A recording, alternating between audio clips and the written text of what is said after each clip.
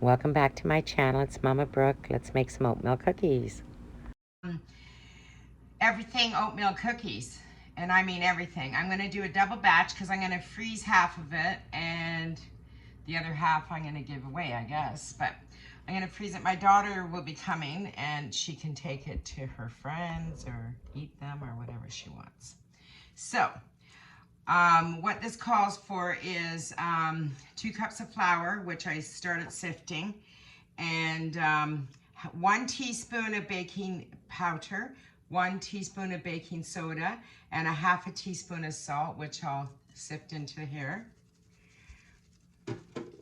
See how there's lumps? It's not good. Got to get rid of those lumps. So we'll get rid of all that.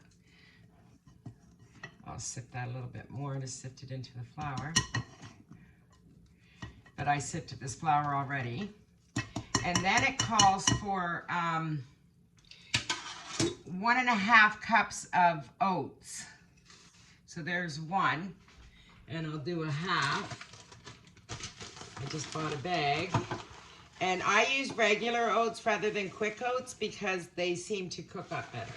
I find that with when you're making a lot of baked goods that the regular oats this size, not the quick oats, seem to work out better. Now my hands are clean. Now my butter was frozen, so I am melting it a little bit on the stove, which is probably a big no-no, but it is what it is. I'm also going to be adding 1/2 cup of unsweetened coconut, 1/2 cup of chocolate chips. I have 1/2 cup of raisins and 1/2 cup of cranberries. I'm going to add that all into the one bowl.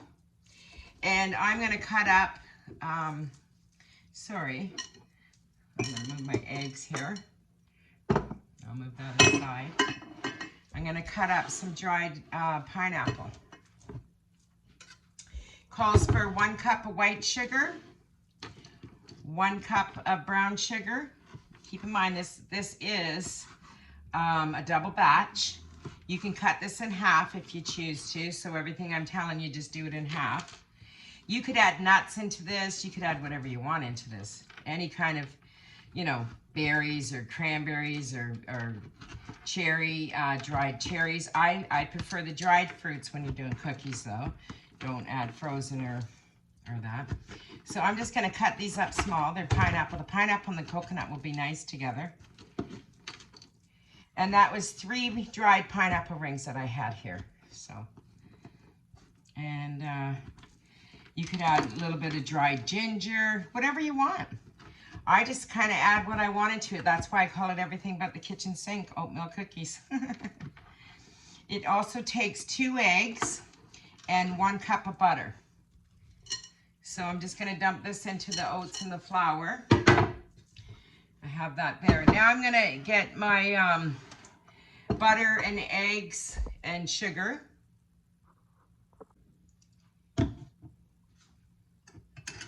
Now I did melt my butter, which you should just soften it, but I have to get this done. I got a bunch of things to do today.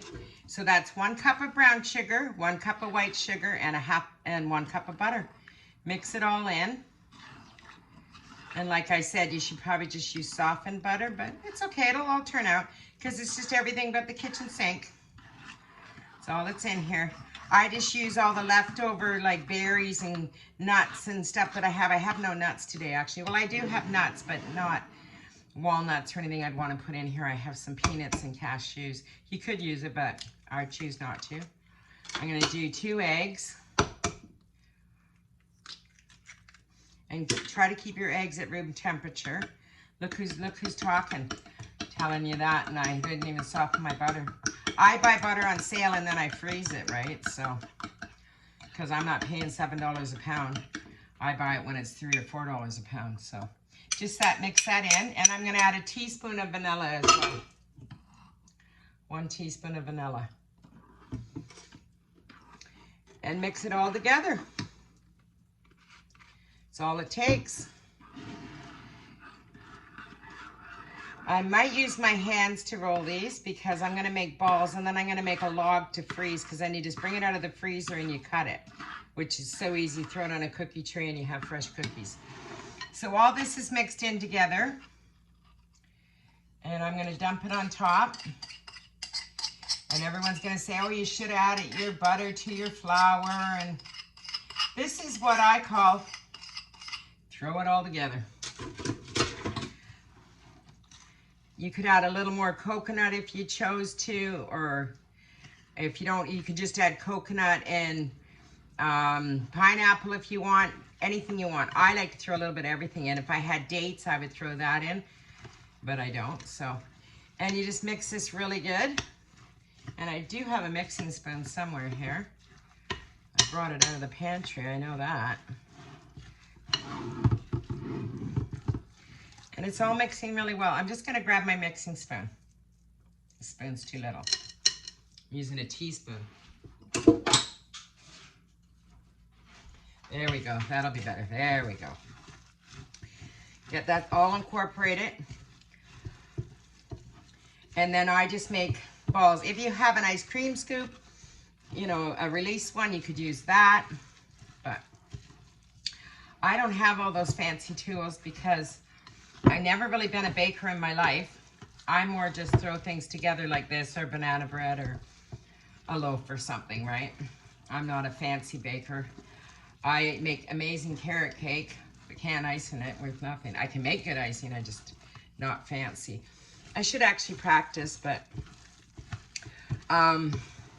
where am I going making these cakes anyways? So this is mixing together really well. It's a heavy dough, cookie dough, because there's a lot of stuff in here. But this will be so yummy. And then I just form it into balls. So I'm gonna grab my cookie sheet. It's all incorporated now. Just make sure you get it off the bottom. I need a camera overhead, right? A yummy cookie, right? And I don't put them too close together because they're gonna spread. And this will make me, oh, well, if I make small ones, it'll make me 24. If I make fairly large, it'll probably make me 16, 18 cookies. They smell good already. One of these days, you know, we're gonna have smell-o-vision, right? One of these days. Yep. So that's how basic these cookies are and how easy they are to make. So, like I said, I'm not gonna crowd them. A little bit too much on that one.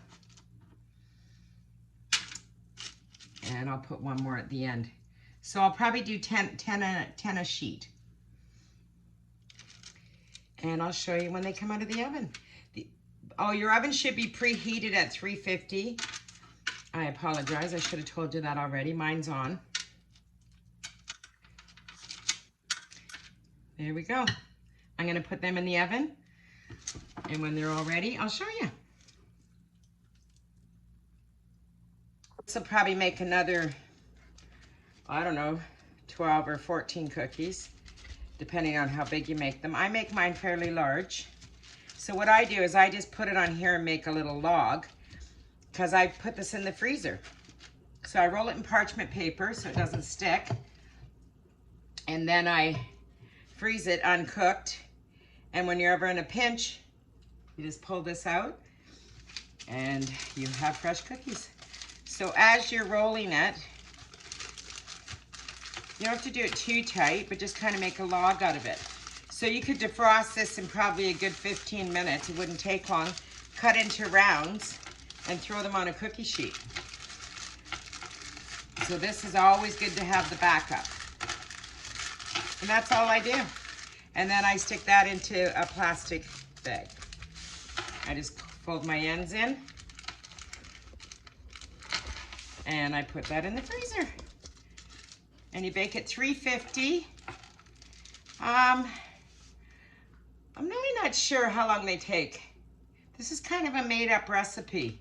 So I'll see and I'll let you know.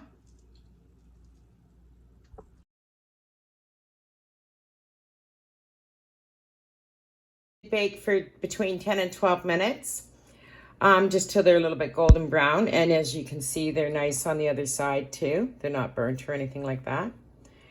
And the one that I got 14 out of this and probably another 12 or 14 that I rolled up and put into the freezer.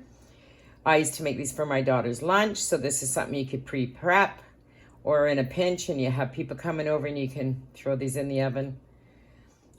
It's a great little recipe and it just uses up all your little bits that you have left in the house, like a half a cup of coconut, half a cup of whatever you have, right? Nuts or doesn't matter. You pick. So what I do is I make it about 2 cups of any of the mixed nuts or berries or chocolate chips or whatever. So I did half a cup of coconut, half a cup of chocolate chips, half a cup of cranberries, half a cup of raisins.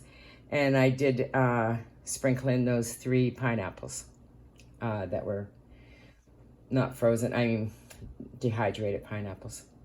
There you go. Like and subscribe. Follow along. This is a great weight loss journey. I'm making all this stuff and I can't eat it. It's all good.